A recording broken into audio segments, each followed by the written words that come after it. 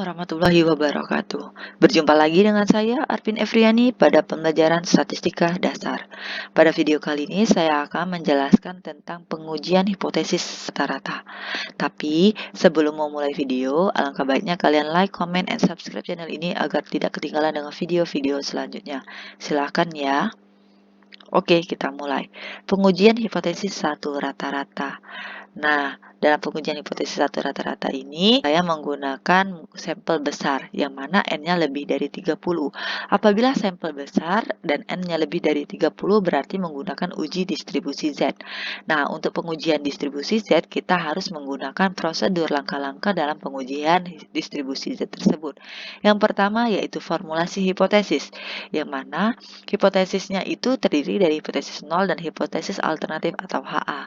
Ini menggunakan cara dengan kata-kata. Adapun menggunakan statistiknya dibagi menjadi 3. Yang pertama, hipotesis nolnya yaitu mu sama dengan mu 0 dan H1-nya mu lebih dari mu 0. Ya, kasus kedua, hipotesis nolnya yaitu mu sama dengan mu 0 dan H1-nya yaitu mu kurang dari mu 0. Sedangkan kasus yang ketiga, hipotesis nolnya yaitu mu sama dengan mu 0 dan H1-nya mu tidak sama dengan mu 0. Yang kedua, yaitu menentukan taraf nyata alfa dan nilai Z tabel. Untuk menentukan taraf nyata alfa itu sesuai dengan soal, sedangkan nilai ZA atau Z alfa per 2 itu ditentukan dari tabel distribusi Z. Yang ketiga, menentukan kriteria pengujian, yaitu untuk kasus pertama H0-nya mu sama dengan mu 0 dan H1-nya mu lebih dari mu 0. H0 itu diterima jika Z0 kurang dari sama dengan Z alfa, artinya Z0 itu Z hitung dan Z alfanya Z tabel. Berarti Z hitung kurang dari sama dengan Z tabel. Dan H0 ditolak jika Z hitungnya lebih dari Z tabel. Untuk kasus yang kedua, untuk H0 mu sama dengan mu 0 dan H1 mu kurang dari mu 0. Yang dengan kriteria pengujian, H0-nya diterima jika Z hitung lebih dari sama dengan Z tabel, negatif Z tabel, dan H0-nya ditolak jika Z hitung kurang dari negatif Z tabel. Untuk kasus yang ketiga, H0-nya sama dengan mu sama dengan mu 0 dan H1 sama dengan mu tidak sama dengan mu 0. Kriteria pun pengujiannya pun yaitu H0 diterima jika min Z hitung antara negatif Z tabel dan Z tabel. H0 ditolak jika Z hitung lebih dari Z tabel dan atau Z hitung kurang dari negatif Z tabel. Yang keempat yaitu menentukan nilai uji statistiknya, karena dia distribusi Z itu dibagi menjadi 2 menggunakan simpangan baku populasi.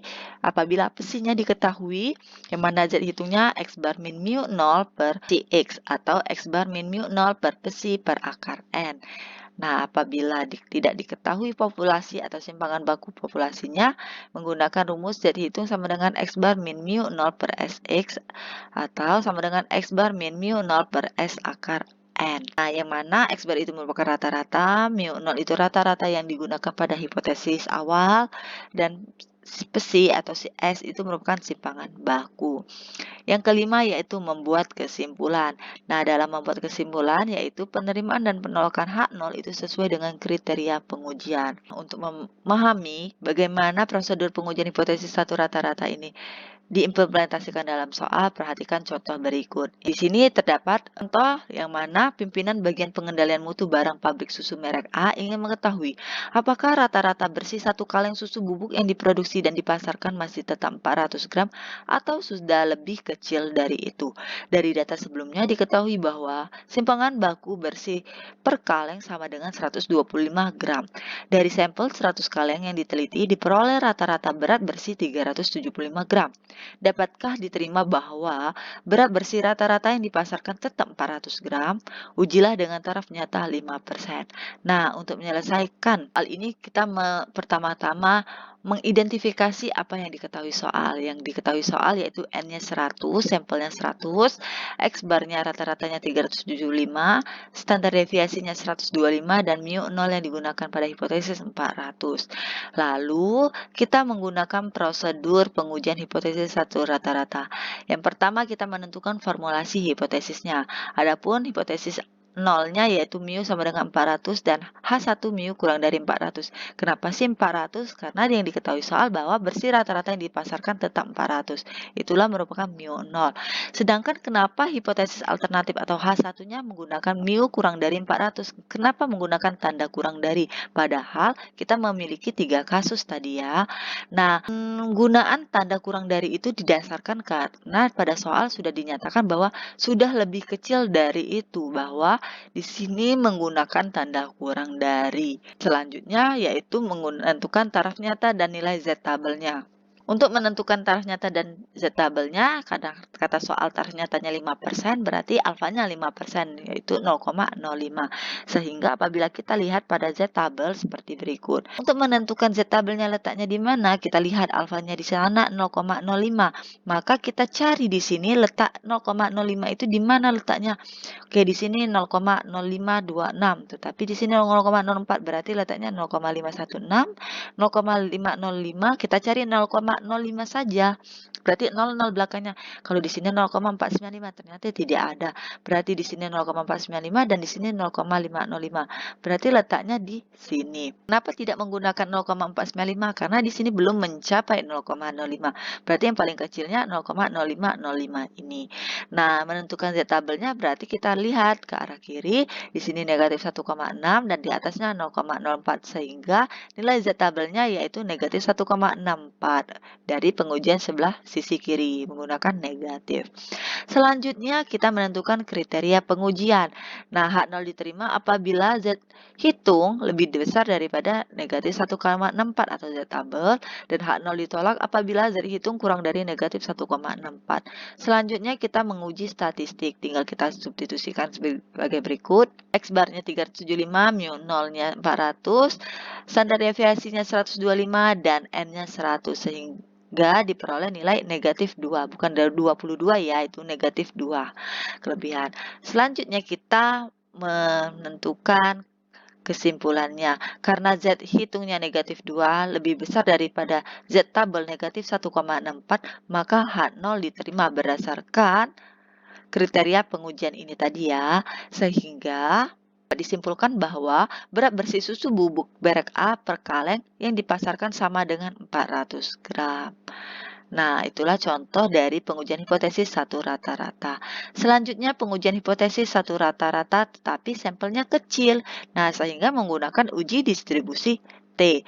Nah, adapun prosedurnya hampir sama menggunakan hipotesis seperti tadi ada 3 kasus. Hipotesisnya mu-nya lebih dari 0, mu 0, mu-nya kurang dari mu 0, mu-nya tidak sama dengan mu 0. Selanjutnya menentukan taraf nyata, alfa atau dan nilai T tabelnya. Dengan menentukan nilai alfa sesuai soal dan di sini kalau untuk uji distribusi T menggunakan derajat bebas yaitu dB sama dengan N-1. Nilai T A di mana N-1 atau T A per 2, N-1 ditentukan dari tabel distribusi T. Selanjutnya menentukan kriteria pengujian sama seperti tadi kriteria pengujiannya, tetapi di sini H0 diterima jika T hitung kurang dari T tabel dan H0 ditolak jika T hitung lebih dari T tabel. Untuk kasus pertama, kasus kedua dan kasus ketiga mengikuti seperti tadi. Selanjutnya menentukan nilai uji statistiknya. Lalu, dibagi menjadi 2 juga apabila simpangan baku diketahui dan apabila simpangan baku tidak diketahui. Hampir sama ya, tetapi di sini simbolnya T yang kalau tadi sebelumnya yaitu Z karena berdasarkan uji distribusinya. Selanjutnya membuat kesimpulan. Penerimaan dan penolakan H0 sesuai dengan kriteria pengujian. Untuk memahami bagaimana implementasi dari pengujian hipotesis satu rata-rata tapi untuk sampel kecil, perhatikan contoh berikut.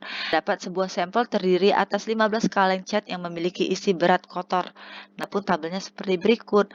Nah, untuk menyelesaikan contoh berikut, untuk lebih mudah kita menggunakan Microsoft Excel. Perhatikan Microsoft Excel berikut. Di sini saya sudah menyalin soal yang sudah diberikan tadi. Nah, ini sudah disalin semuanya ya. Dan saya juga sudah membuat apa yang dibutuhkan dari soal. Sehingga kita nanti akan mencari nilai-nilai ini. Nah, di sini ada nilai X, soal-soal tadi kita misalkan sebagai variabelnya X, lalu kita menentukan nilai X kuadrat. Nah, bagaimana cara menentukan nilai X kuadrat ini? Oke, perhatikan terlebih dahulu. Nah, kita letakkan pointer di B2 di sini ya. Kita letakkan pointer di sini.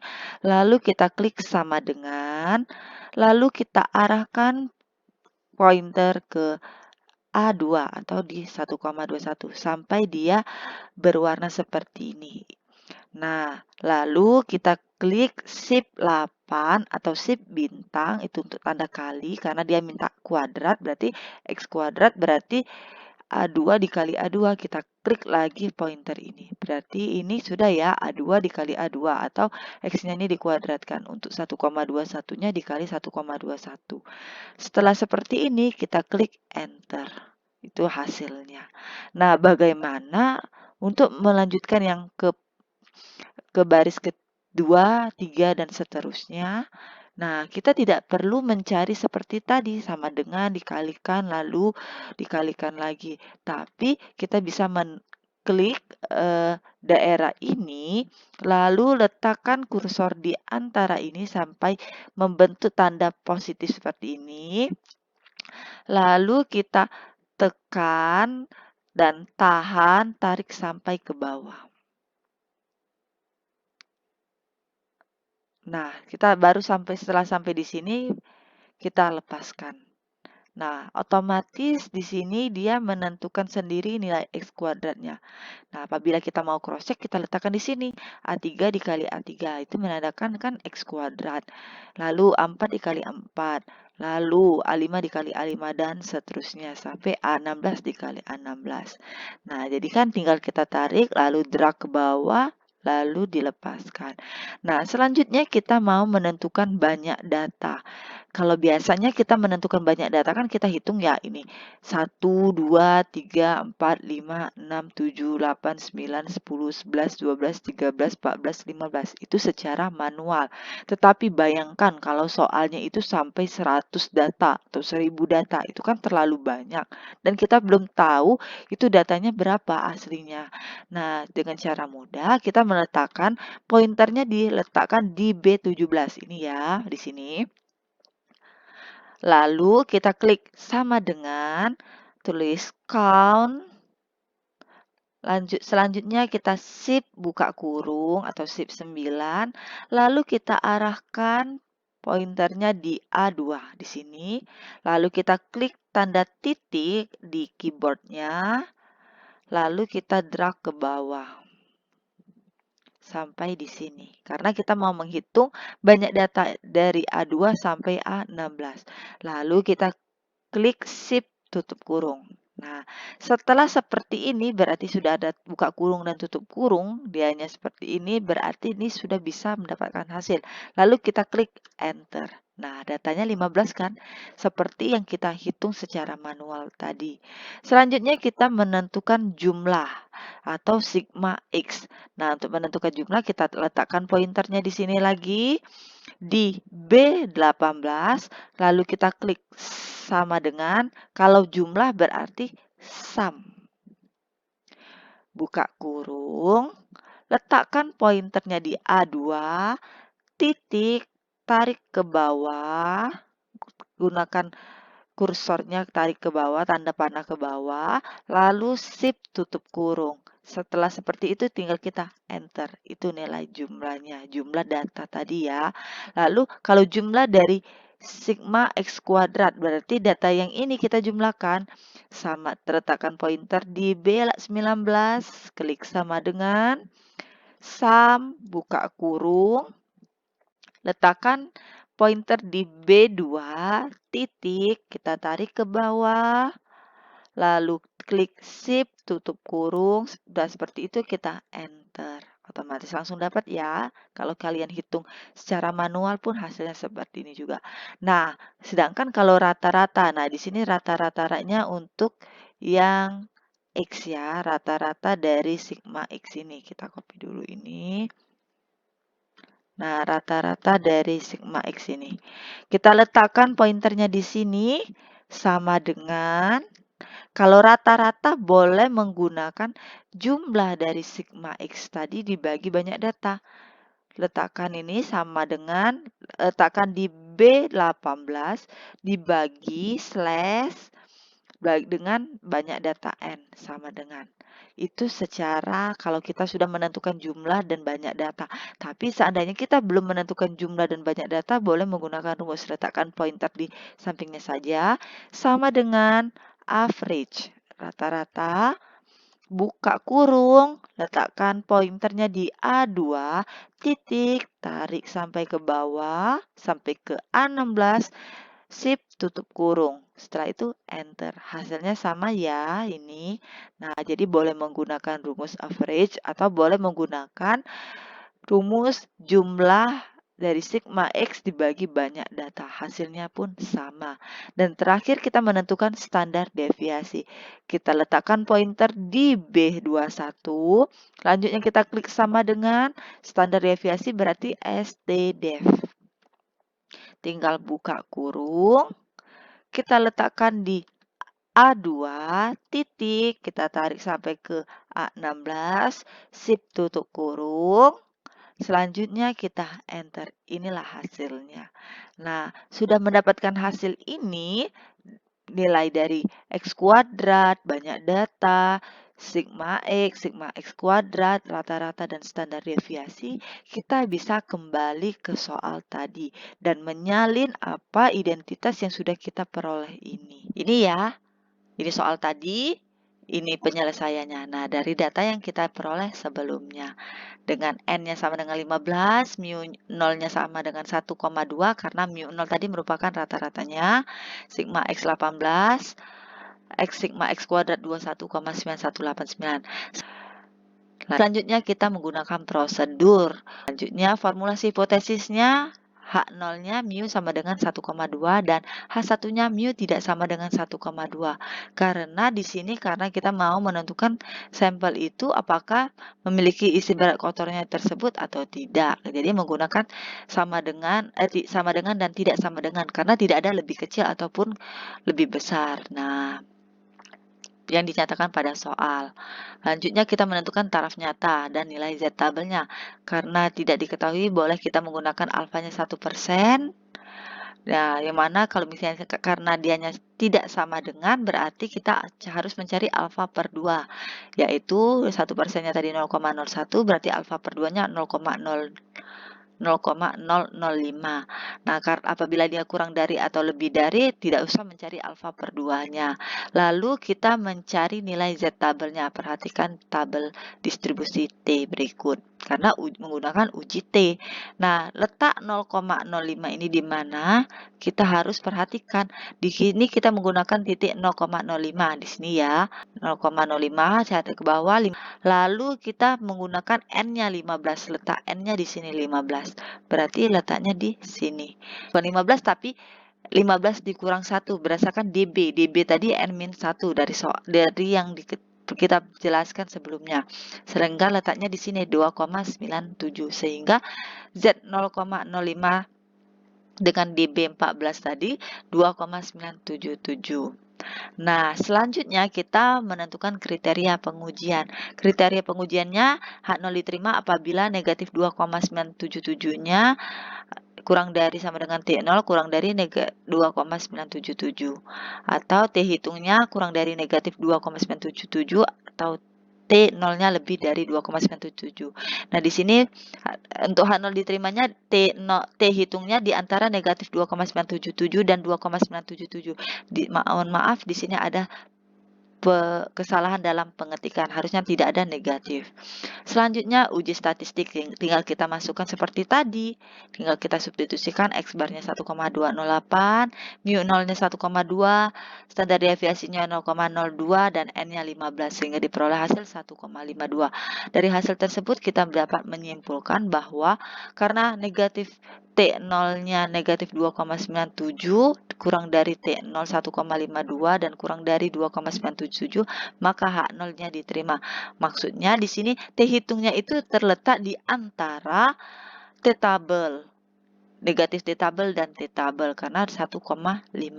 Nah, jadi cat dalam kaleng secara rata-rata berisi berat kotor 1,2 kg per kaleng. Itu saja mungkin video yang dapat saya sampaikan mengenai pengujian hipotesis rata-rata.